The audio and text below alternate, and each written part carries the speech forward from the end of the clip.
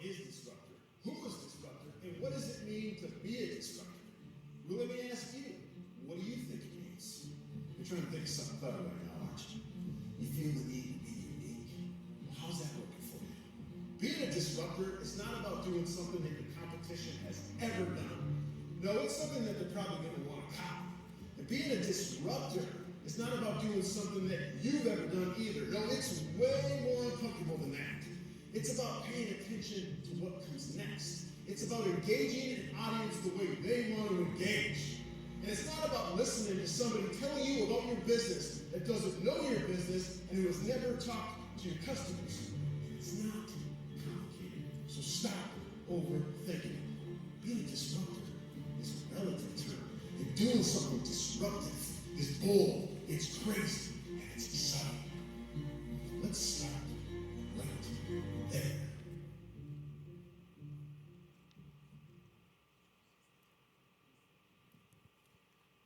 Check, check. Good. Start with a laugh. Somebody once told me the result of unmet expectations is anger. Unfortunately, that's something that I struggle with because I have these expectations. So, when people first sort of engage with me or they enlist me for help, as soon as I start telling them, hey, we're going to incorporate your personal brand into your marketing and into your sales, they're like, oh man, I don't know. It's way too late for that. Or, I don't like the stigma of social media. Or, I just don't want to open myself up to any type of judgment. Well, you got 50 minutes with me, and I'm really, really praying that it goes well. Speaking of praying, you might recognize this verse from Romans 12:2, authored by Paul. It's sort of this life verse for me as I think about what I want to do with Disruptor and sort of the impact that I want to have. When I talk about the people that approach me for help, there's one thing that they all have in common. They're comfortable. Personal branding? You gotta be kidding me. No way. I've done it this way for years. This is the way it works. They're just too comfortable. Is that you? How many CEOs we got in the room? How many salespeople we got in the room? Can I see some alligator arms? It's good. So throughout this presentation, you've got to laugh or I'm just going to get worse and worse.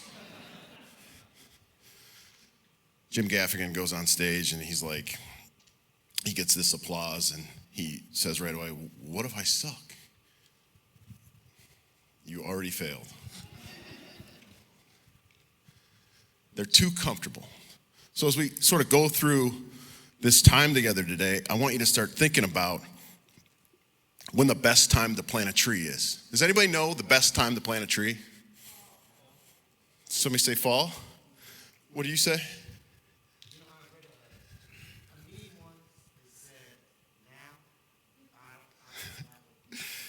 No. I appreciate your answer. It was 20 years ago, guys. It was 20 years ago. The second best time to plant a tree is right now. You know, it's interesting too, because I do this disruptor thing, right? People are like, what is it?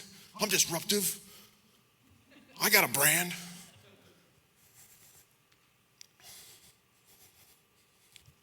And then they're trying to come up with something clever.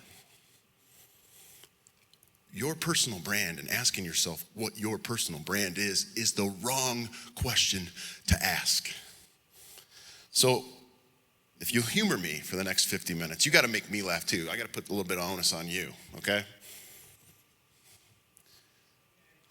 Okay, all right.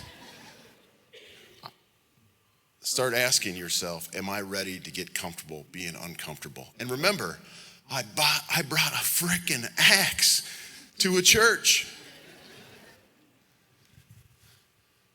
I gotta remember, I gotta click this slide.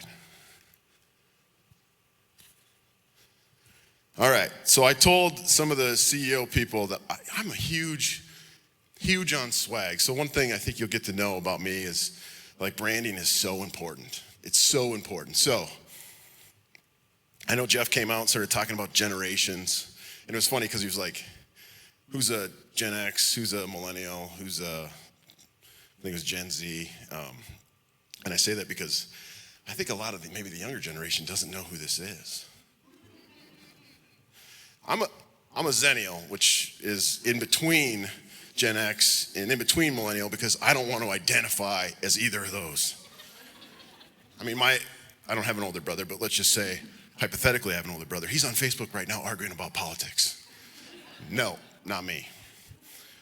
And the younger generation, everybody's complaining about, this is a total sidebar, by the way. I got 50 minutes to fill, so I'm trying to fill it.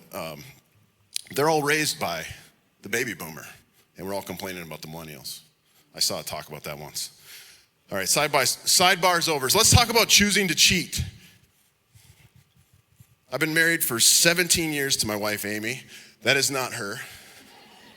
But I did say swag, so for free swag, what is her name? Who said Kelly Kapowski first? Whoop! All right, I got swag. Let me just get the swag out while I tell this story.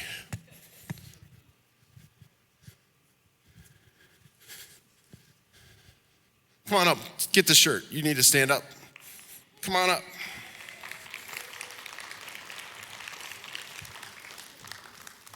This is Burn the Ships, Drunk Tom Brady.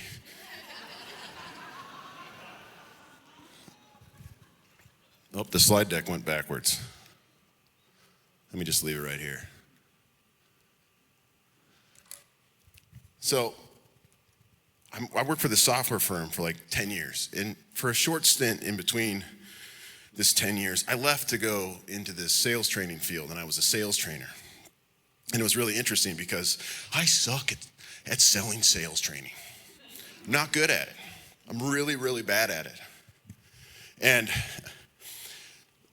we have to market ourselves. So I'm starving, I make no money, and my business partner's like, well, we got to do marketing. I'm like, well, I don't know anything about marketing. You know what I'm gonna do? I'm gonna write a sales blog because everybody loves to read about sales. The first blog they did, there was like 300 people that read it because LinkedIn will tell you how many people read it. And I'm like, yes, 300 people read it. I'm gonna get money coming in the door. It didn't work out that way. I don't know why I'm out of breath. Just a second. Okay.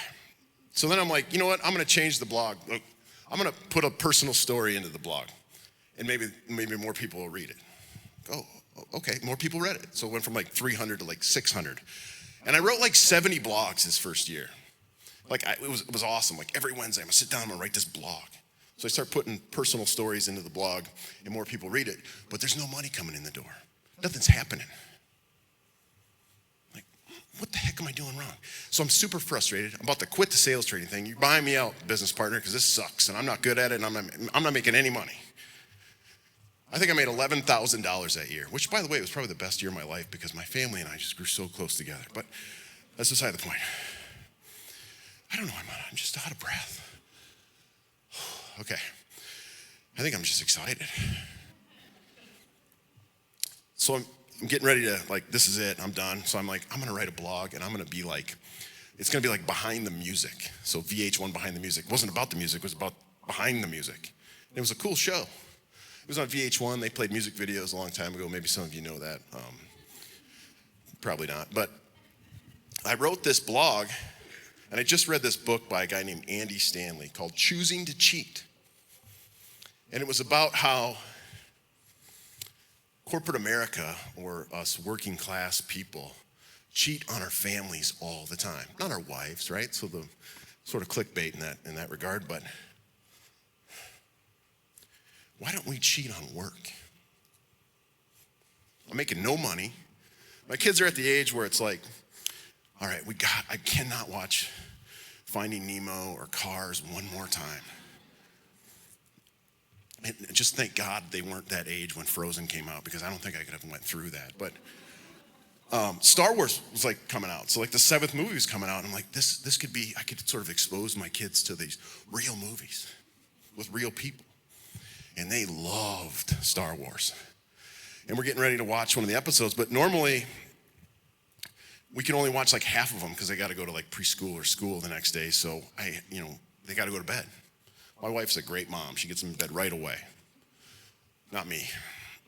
So I'm like, you know what? I'm going to write this blog, and I'm going to cheat on work, and I'm going home early. And I told the whole story, hour by hour, this sort of thought process that I went through about we're going to watch this Star Wars movie when I get home. Nothing to do with sales. Not one thing to do with sales. It went from 200, 300 views to like 600 views to 25,000 views in one day. What am I doing? I'm doing something right. What's going on? Then I only started writing the behind the scenes things. And my marketing friends were like, it doesn't matter. You can post whatever you want. Because vanity metrics, they look really great, but they don't pay the bills. Right? Likes and comments and shares, they don't work. It doesn't matter. Do you know who says that? Do you know people that say that vanity metrics don't work? Do you know who they are? They're the people that don't have any. I'm not up here telling you I'm Mr. Popular. That's not what it's about. It's about being authentic. So, I prove them wrong, because, when you tell me I can't do something, then my mission is to prove to you that I can. By the way, another sidebar, I don't do PowerPoint. So, this is called Canva that I created my slide deck on. Canva turns you into a graphic designer overnight. So if you don't take anything away from this talk, take that away. You're not going to die by PowerPoint, you're going to die by Canva. So I want to prove them wrong. LinkedIn doesn't have native video. This is 2016 maybe. Just everybody know what native video is, where you can upload your own video to LinkedIn and it'll play automatically. It's pretty cool. They didn't have it back then. They did kind of a terrible job of listening to their users. But eventually they would have native video. So I decide that I'm going to create this video, post it on YouTube, and I'm going to sort of talk about who I am like the way I wrote it in my LinkedIn summary. Except, I told my video guy, so I got all these video guys, don't ask me how I have that. If you want to later, I got like 9 video production guys that want to work with me all the time. And I'm like, hey, let's do this video, but can we use the James Bond theme as the background music? And I need you to fire guns at me while I'm running down a farm, sort of country road. And then I want you to put like graphics and blow up my Jeep in the background. And he goes, dude, you're the weirdest guy I know. I'm like, thank you. Yes, I am. So I put this video out there, which you can't find. It's taken down. I've done a lot of things vulnerable in my life, but that is probably the most embarrassing thing I've done, even though it was really well produced. And I get a call the next day. Keep in mind, I'm still doing sales training. I'm making no money, none. I mean, literally broke. I'm broke. And this sales manager calls me the next day after I put this video out. The video doesn't talk about how I'm in sales training, how I'm gonna change your life and help you close deals. Nothing. It just talks about how I give a damn, which is sort of weird for salespeople, no offense, but caring, oh no, you can't do that. You gotta close the deal, get on to the next one. And that's all I talked about, just being genuine and caring. And the sales manager calls me up and he goes, is this Derek? Are you the guy that did the video with your Jeep blowing up to the James Bond theme? This is like a crossroads for me, because it's on one hand I say yes and I just own it, on the other hand I say no because he might actually want to buy from me. And I kind of just was like, yep. Good. I want my entire team to be trained by you. I don't want none of these fake guys. I want you to train my team on how to sell. I went over that day, he wrote me a check for $11,000. Remember Pursuit of Happiness, where he like walks out at the end, he's like, this is happiness. Except I wasn't homeless living in a shelter.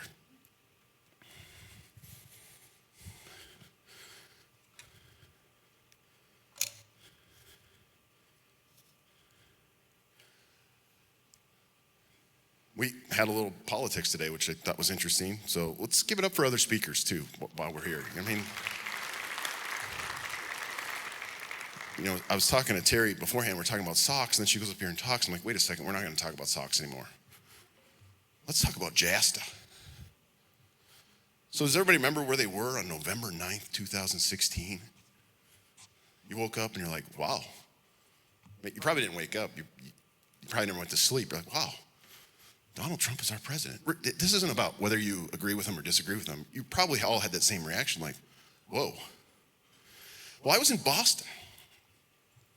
I was at this conference called the Inbound Conference, which was for HubSpot. Has anybody ever heard of HubSpot before? All right, we got somebody in the back, the nosebleeds. This talk that I went to was called Owned, Paid, and Earned Media and How Donald Trump Won the Presidency. By the way, I stole this font from a Radiohead album, which is the song you heard beforehand, and it doesn't have periods or apostrophes or anything, and we're just gonna go with it. And I'm like, I'm gonna sign up for this talk. Because it's 3 weeks before the election. We were there on election night.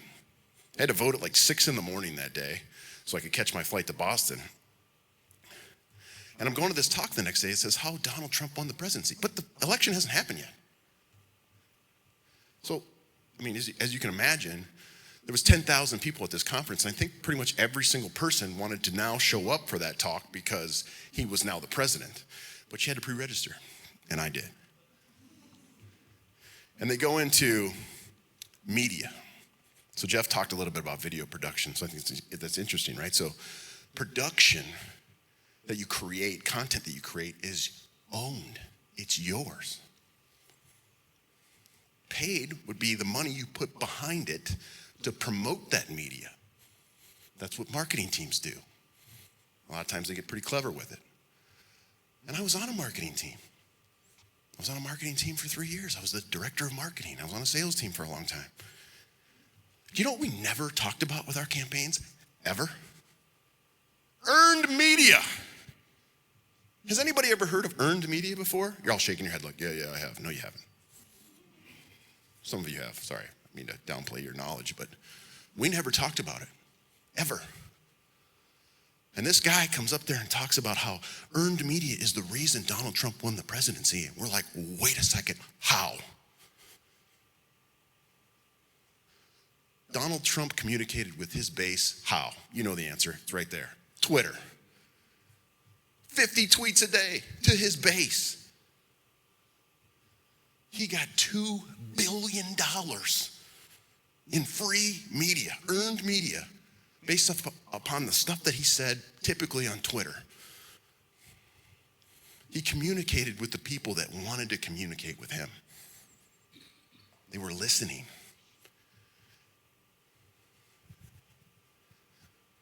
I loved this talk because I wanted to focus on the earned media, the vanity metrics, because I believe there was some sort of truth to that. Has anybody ever heard of a CPM? It's called cost per mile. I don't know why they call it that. Sounds like gas money. It's cost per impression. An impression is 1,000 views. And these numbers represent the current cost of an impression on these social platforms. So, to give you a frame of reference, I'm not a math guy. I did this math, I think I'm right, but I might not be right. $2 billion is how many views on Facebook right now? Can anybody do that math? By the way, your iPhone calculator will not go into the billions. You gotta Google that. That's another thing you might have learned today. I was like, I can't get to 2 billion. Does anybody know how many views that is? This is viral on steroids. Okay, now you're gonna make me try to remember what Google told me, and I might be wrong. I told you I'm not a math guy. Expectations. Remember, I think it was 117 million views. Can you imagine if you put a campaign out and you went in the next day, you're like, Bob, Dude, we got 117 million views on our ad. You'd need to buy a new building. You probably need to hire some people. Show me the money. We don't focus on earned media. We focus on, here's the media we want to create, and here's how we're going to promote it. And we don't even do campaigns the right way. We don't look into like what our closing ratio is. We don't look into, how many leads the sales team's bringing in, how many leads the marketing team's going to bring in. We don't look at like where we're doing really well at versus where we're not doing well. We just basically say, this vertical sucks. We got to put money into it, and this is where we're going to use our campaigns. I don't know if any of you can relate to that, but there's going to be one person afterwards that comes up to me and goes, oh yeah.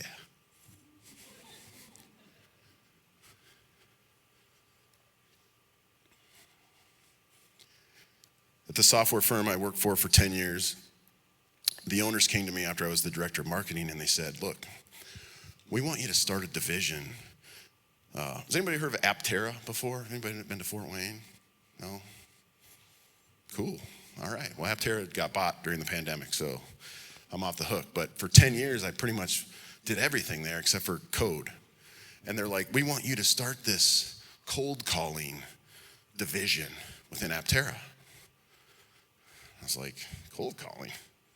You do realize that I've been getting leads off social media for like 3 years. I'm not cold calling anybody. And we're not going to get into debate about cold calling, right? Because it's a stupid debate. But the point is like, if I really needed to get a hold of that guy, what's your name with the camera? If I needed to get a hold of Luke, if I really needed to get a hold of Luke, would I put all my eggs in calling him on his phone to get Luke to answer the phone? No, because you really need to get a hold of him. So why would I start a division just on cold calling? We'll make 1 million cold calls a week. I made like 400 cold calls a week for like 10 years. And at the end of the week, I'd get a hold of 4 people. 2 of them hang up on me. One guy says maybe, and the other guy's like, yeah, come in for a meeting so I can waste your time. Well, that's not exactly productivity. That's called mistaking activity with achievement. So no, I'm not going to start a division on cold calling. We are going to create content like crazy. And we're going to use this theory that I'll tell you about here in a little bit. And the results were incredible. If you were to look on LinkedIn when I was managing that team and you were connected to any of us, it would be unavoidable. You would see our guys talking about their passions over their vested interests all day long. But what you wouldn't see is the strategy behind it. You wouldn't see how Aptera went from 1,500 LinkedIn followers to 15,000 in less than a year. You wouldn't see how individually our team of 6 people went from 3,200 connections to like 55,000 connections. You wouldn't see that. And you wouldn't see the amount of meetings we were booking because we were booking meetings. And when you book meetings, you find opportunities, and when you find opportunities, you close business. So no, I'm not going to start a division on cold calling. We're going to start it on something totally different. And I got this theory.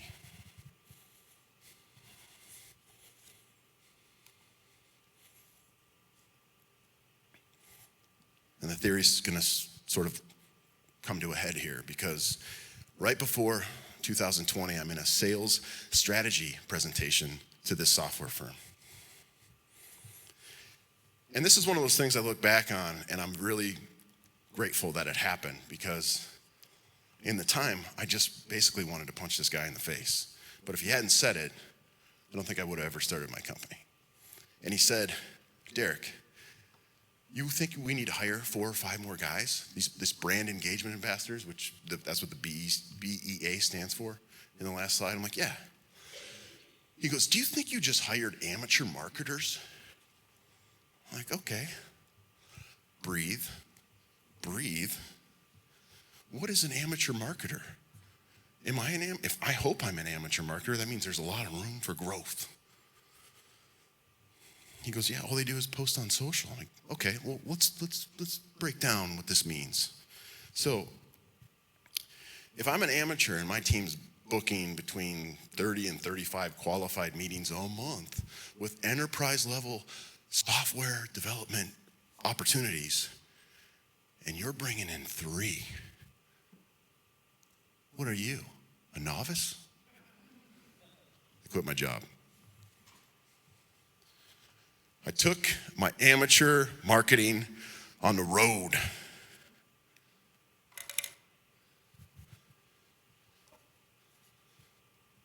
And I started this company called Disruptur. I threw away every single thing that anybody ever told me. Well, I hung on to a little bit about sales and marketing. Because I did marketing and I did sales. And I knew that cold calls didn't work, but what I didn't tell you is that crappy content does not convert. I don't know if you know this, but you can't just put money behind a crappy ad and hope it does well, because it's probably not going to. So people are like, well, why the axe? I feel like I'm gonna get murdered. You're not. But I have met and encountered marketing firms after marketing firms after marketing firms that don't know how to sell. They deliver leads, or they say they're in lead generation, but the leads you get don't close. They don't understand sales. All they understand is, did that lead turn into an opportunity? Did it turn into a sale? Sorry, not sorry. And I know salespeople after salespeople after salespeople that don't know how to market themselves.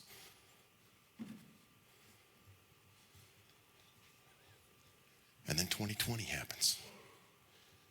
And you can't meet with your customers anymore in person. You got to find a new way. Disruptur's fresh on the street. And I'm working for this other company, and I started Disruptur as a side hustle, and it quickly became the full hustle. Because I'm looking at, and I'll use this reference a lot, my dad trying to be social, who has no idea how to be social, who's like, help. And that's where the axe comes in. Because if you drive a wedge in between both of those departments, that's exactly where I am. I'm confident, maybe cocky, probably a little bit arrogant, but I think you have to be. I would probably say passionate, but I'm right in between. I understand enough on each side to do something a little bit different. And I think it works. That's why we got an axe. Side story is, years and years ago, when I started getting really active on LinkedIn. I was active on LinkedIn before I was ever on Facebook. So like 2009, I started getting on LinkedIn. And they hired a photographer to come take headshots. And I'm like, these headshots suck. I'm not doing the normal headshot. I'm not gonna sit there in my suit and tie.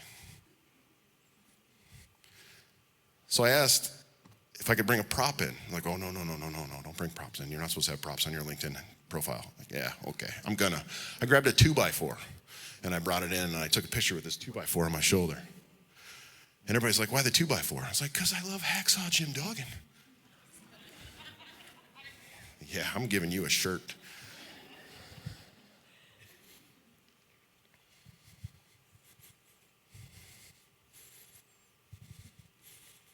I'm not even looking at my notes. Look, I should have prepared. The second part of that story is I was always really, really good at starting conversations, like a pro. And again, that falls under the arrogant, confident, cocky sort of category, but it's the truth. My best friend and I in college, what role are you playing tonight? You going for it or are you the wingman? All right, suit up. And that was sort of my life for a long time. By the way, he's still my best friend. We went to a Lutheran junior college in Minnesota. He's still single, ladies. And he's the best wingman of all time. And I've been married for 17 years. I met my wife on the dance floor because I'm a heck of a dancer. And if you can't start good conversations, if you can dance, you got it made. All right, guys, we're at church. This is where the story gets really interesting. Well, at least for me it does. Does anybody know who E.T. the hip-hop preacher is? Somebody give me an amen. Dang it. He's like the second biggest motivational speaker on the planet, guys. Have you ever heard the talk, if you want to be successful, you got to want it as bad as you want to breathe, and he takes that young entrepreneur out to the ocean and makes him walk up to where it's over his head, and then he sort of gives this example to him. That guy's coming to Fort Wayne. And this group that's hosting this show sees one of my recovery videos, because I was involved in this recovery ministry, and says, hey, will you make a video to kick off the conference? And I'm like, yes, I will. I definitely will. This is awesome. Can I meet the guy? And I'm a huge just fan of this guy, so I'm pumped. So I talked to one of my many video guys, because I got like 8 of them. They want to shoot video, and I love, let's make some video. And I'm like, I want to do this video about fearing only God. And here's sort of the concept for it. And he's like, dude, let's do it. We did the video. I met E.T. It was an awesome day. And that's not the story. The story is a month later, it's Thanksgiving. My wife's entire family is watching the Cowboys, not because they're Cowboy fans, because for some reason the Cowboys are always on Thanksgiving. And I'm not interested in the Cowboys. I'm a Vikings fan. And my wife's niece is sitting there. She's looking at TikTok. What is TikTok? I mean, I know what TikTok is. I've heard of it, but what is TikTok? She's like, oh, it's this cool place. I watch videos all day long. It basically sucks my life away. I'm like, oh, cool. Well, I just did this video called Fear Only God. Should I put it on there? She goes, you can put whatever you want on there. I'm like, it doesn't have to be dance videos? She's like, no. I'm like, cool. So while we were watching the Cowboys lose, I don't know if they won or lost. I just like to think they lost. I broke this 5-minute video up into like 5 or 6 segments, and I posted it on TikTok. And I didn't think anything of it. Nothing. And the next, I think it was Wednesday, it was Tuesday or Wednesday, we're sitting in this marketing sales meeting at a software firm. And somebody starts talking about TikTok. Have you ever heard of TikTok? I'm like, oh, I'm on TikTok. Yeah, I just got on there. Let me open it up. I hadn't opened it. I didn't turn on notifications. And on Tuesday or Wednesday of the next week, I had 13,000 followers on TikTok. Now, they're all 14 years old. So I go to our marketing team, and I'm like, hey, maybe we should get on TikTok. And they're like, dude, our customers aren't on TikTok, Derek. It's not a stupid idea. I'm like, okay, all right. I remember what we said about Instagram a decade ago, and now we're trying to get on Instagram, but that's cool. Let's not do TikTok. That's okay. Same day. I get a message from the director of software application development at US Bank. Now, let me give you a frame of reference. When we're selling software at this specific company, we're looking for enterprise level clients. An enterprise level client has $1 billion in revenue per year and over 10,000 employees. What does US Bank have? More. He sends me a message on LinkedIn.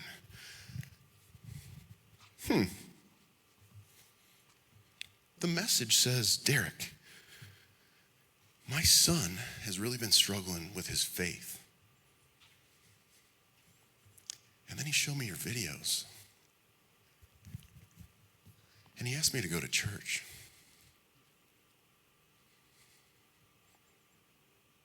And then I look you up and I see you're in software sales. I'm like, I thought our customers weren't on TikTok. Guess what my software firm had the next day? TikTok.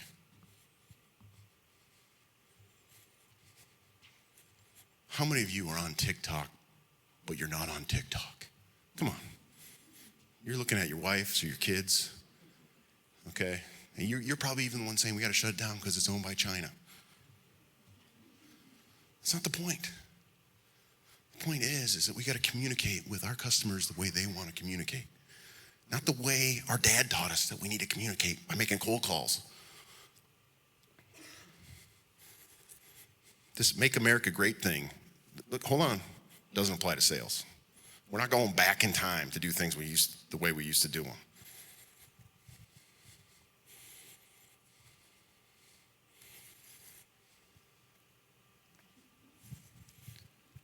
Huge movie guy, big time movie guy.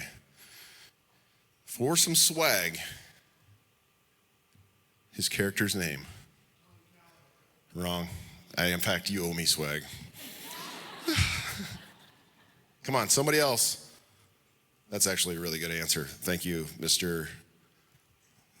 You're looking it up right now, aren't you? Yo. It was a good answer, thank you. Are you looking it up right now? That wasn't you that answered that? Oh, man. Who is it? You take the shirt? You know what? I'm going to give you the shirt. It's Mike Donnelly, the Black Sheep. He's making campaign calls, guys. Come on. He's making cold calls. You know, I'm going to give you a hat. You want a hat?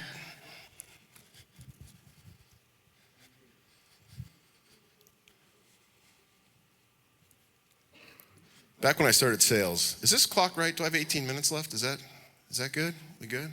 If I go over, is that okay? You guys okay? You don't want to get home, do you? All right, I'll go a little faster. Sorry.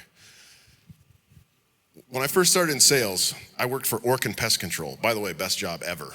Ever. Do you know what happens when you walk into somebody's house and you're like, hey, you got bugs? Do you know what they do? They buy from you immediately. It was awesome. And you know what happens when you go to their neighbor's house? And you say, hey, your neighbor's got fleas. Did you know that? You know what they do? They buy from you. The reason I tell you that is that what's called the age of the salesperson. This is the good old days, right? This is the reason we have so many of the things in place that we have now. This is why things are the way they are, because back in those days, the only way you could figure out how to get rid of your pest problems was to go to the library and read an encyclopedia or trust the Orkin man and his little brochure. Because Google wasn't around yet. I mean, it probably was, but we weren't using it the same way we're using it now. And then we have this new era, and it's called the age of the customer. The age of the customer is where we know how to do everything we need to solve. You can look it up. Got to fix your furnace? You can learn how. Got to get rid of your bugs? You can learn how. We lose this leverage that we have. We have to add value a different way. I'm going to get to that in a second. But I think we're in a very unique phase right now, and I think it's called the age of empathy. You got to care about everyone. And if you want an example, all of us who worked during the shutdown couldn't tell our colleague that they couldn't stay home because they didn't feel comfortable. We had to recognize that maybe they actually didn't feel comfortable. We had to be empathetic, whether it was in their shoes because we've been there ourselves or putting ourselves in their shoes because we had to try and understand how they feel. It's this age of empathy. Every single one of us, whatever department you're in at your organization, you are part of the experience. If you order something online that you really like, that you really want, but the delivery sucks, you're writing a bad review. If you stay at a hotel, the hotel's amazing, and the bell guy doesn't say, have a good day, the experience sucked. Every single one of us is a part of the experience. We have to somehow demonstrate empathy now at all phases.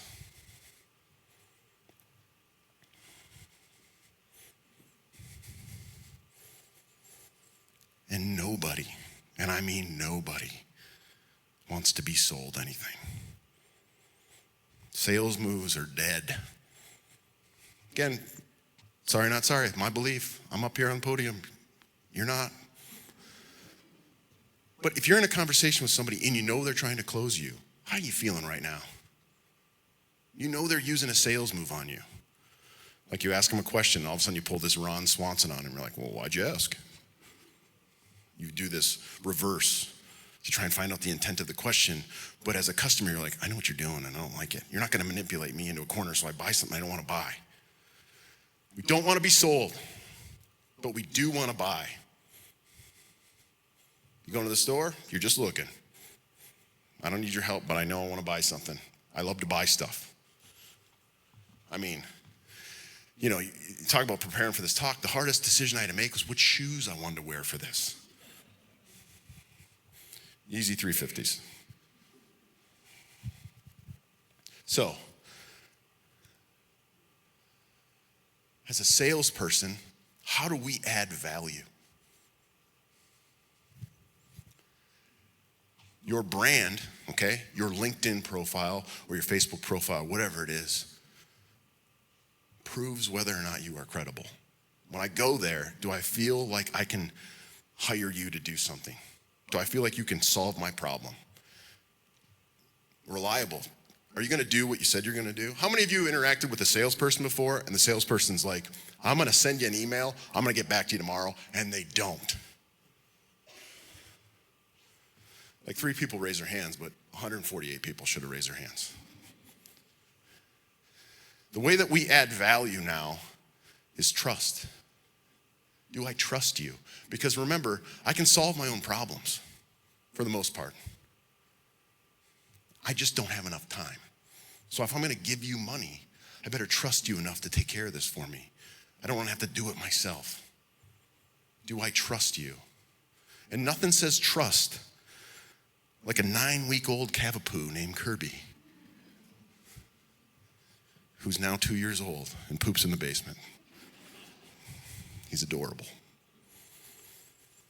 The fastest way, the absolute fastest way to establish trust with a customer, or with anybody, is to what? What? That's part of the equation, but the fastest way to establish trust is to show a little vulnerability. And this is really hard for people because they're like, well, Derek, you go on and you talk about how you've been a recovering alcoholic for 9 years. I'm not going there, man. I just want to let you know that I take the bar and I set it real low. Not high, low. And why do I set it low? Because everybody wants to feel okay.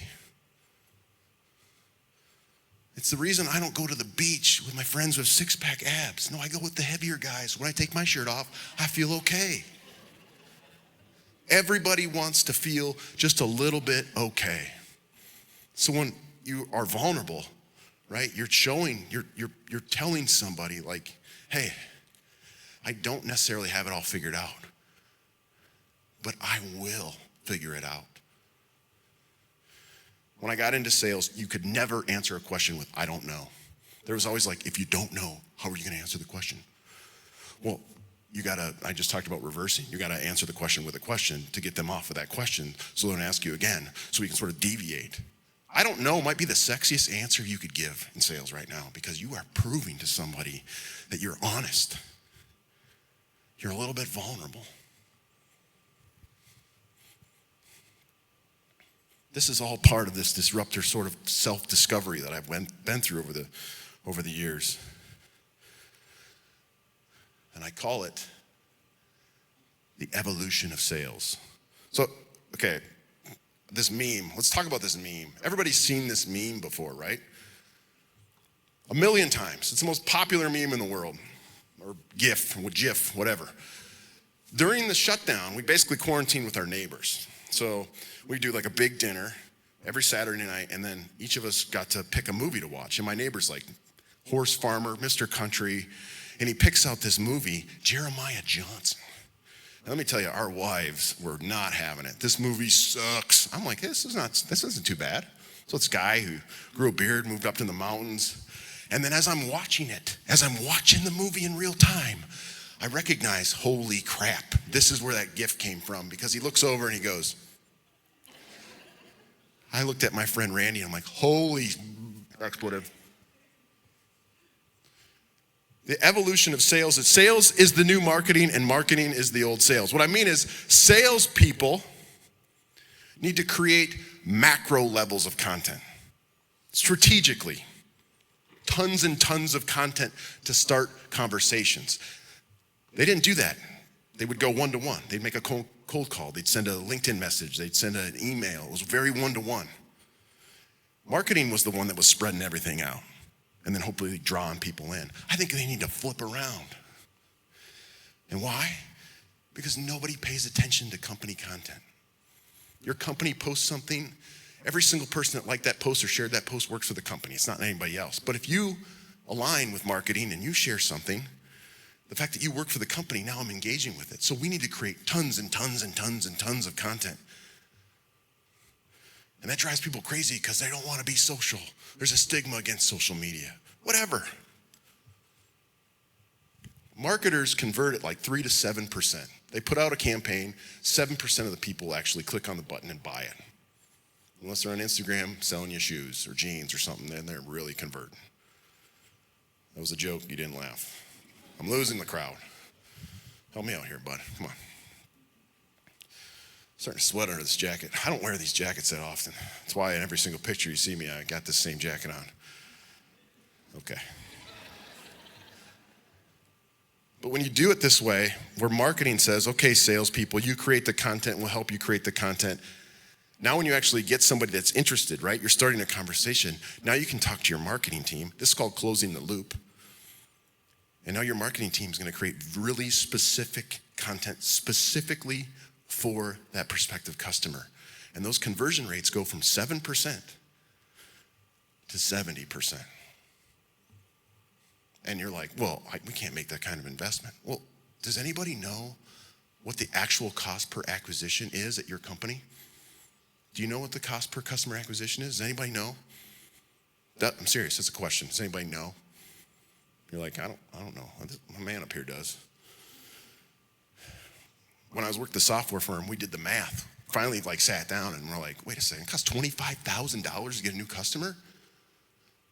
Okay, all right, we should maybe do this a little bit differently. And then we started doing it differently.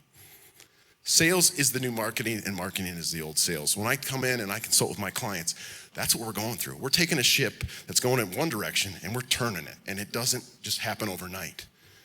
But when it happens, it's doing things differently that cause the biggest results. Now, proof. I would never tell somebody to do something that I don't do myself. And as I'm with this sales training franchise, I'm listening to this woman during our cold call time not make cold calls. She's a trainer. And then I would listen to her teach people how to make cold calls. And I'm like, wait a second. Remember Braveheart, where William Wallace sort of rips off the mask of the Robert the Bruce and realizes that he's fighting for the English? That's how I feel about that. Some of you laugh so you understand that reference. I appreciate you.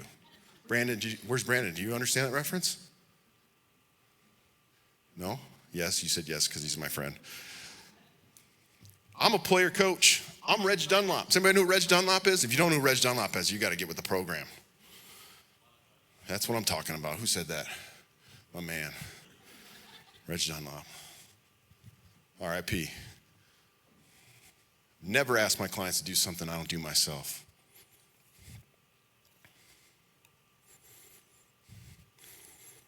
How many of you don't post on social media? We got one guy that's honest. We got another one. And you don't post on social media. Why don't you post on social media? Are you willing to be a little vulnerable right now? Okay. You just read. I like reading. So you don't post on social. What's your job? What do you do? All right. Do you trust your employees? Yes, you do. My man right here. Okay. Do you post on social? Yeah, you're his employee? Okay. There's a stigma around posting on social media. And it goes back to that first slide. You don't know your brand. Like, what is my brand? Like I said, that's the wrong question that we're asking. Some people hate social media. How many of you actually feel like you have a personal brand? Does anybody have a personal brand? They're like, yes, this is my brand. A couple of you? Hey, my guy that got the question wrong.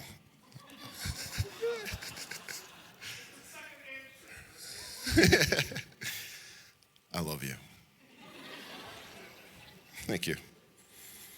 There's one of my former bosses who's a great friend of mine would tell me, you know about 1/1,000,000% of what's going on. You know that you don't know about 5% of what's going on. You know what the rest is? You don't know what you don't know. And you're never gonna know until you start getting uncomfortable and doing things differently.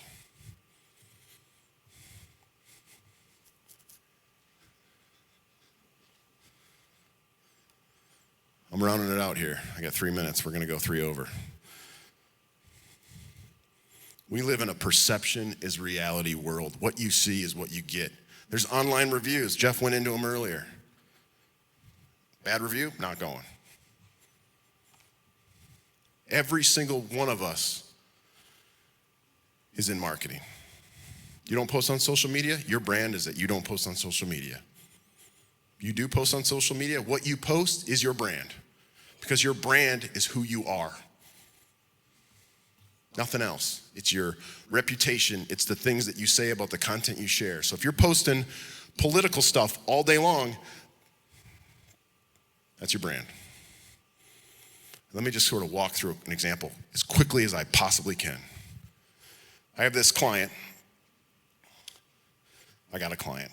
Woohoo! They have their software development firm, and 500 developers are in India. Their sales team's in the United States, their marketing team's in New Zealand.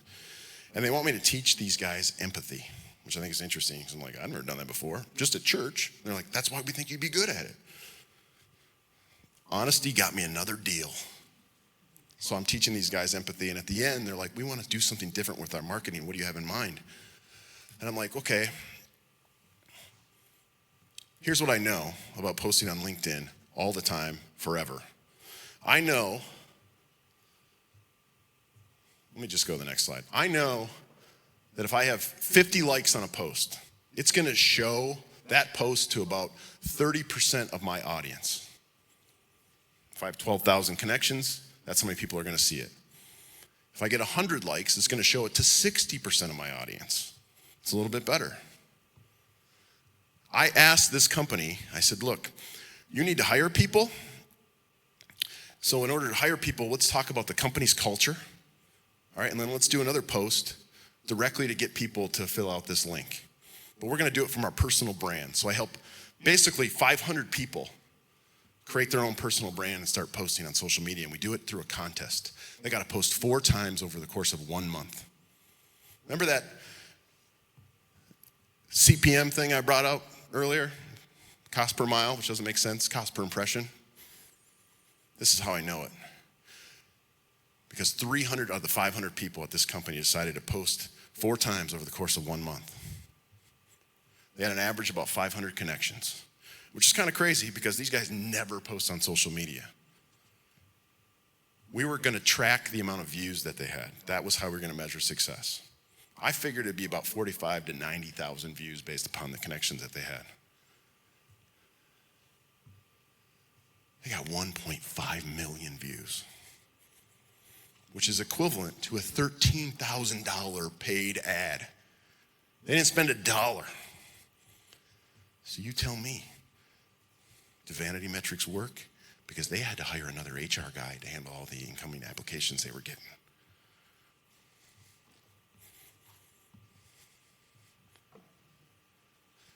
All right. Your brand is who you are. And if you want to know who you are, you're going to answer these 3 questions. Write them down. Who am I? What do I do? And how do I help? And if you want to know your brand, you take those 3 questions to a friend or to a stranger, and you ask them to answer those questions. Except they can't use what they already know about you. They can only use your social media platforms. And the answer is your brand. And then you can compare the answers and be like, wow, I didn't know I was a conspiracy theorist.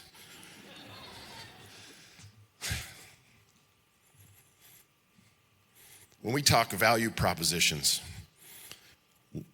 why should I go with your company over the next company? We say, well, we're local, we give back to the community, we have this many employees, we have a great product, we have a great service, we have this warranty, we have this support. Do you know what your competition says? They say the same thing. The exact same thing. It's just a little different.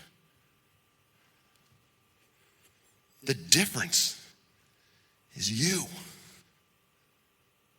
So when somebody asks me, why should I go with Disruptur or this other company? Because of me. The other stuff you can figure out on your own. You're getting me. And I don't think this just works in what I do, because I've done this.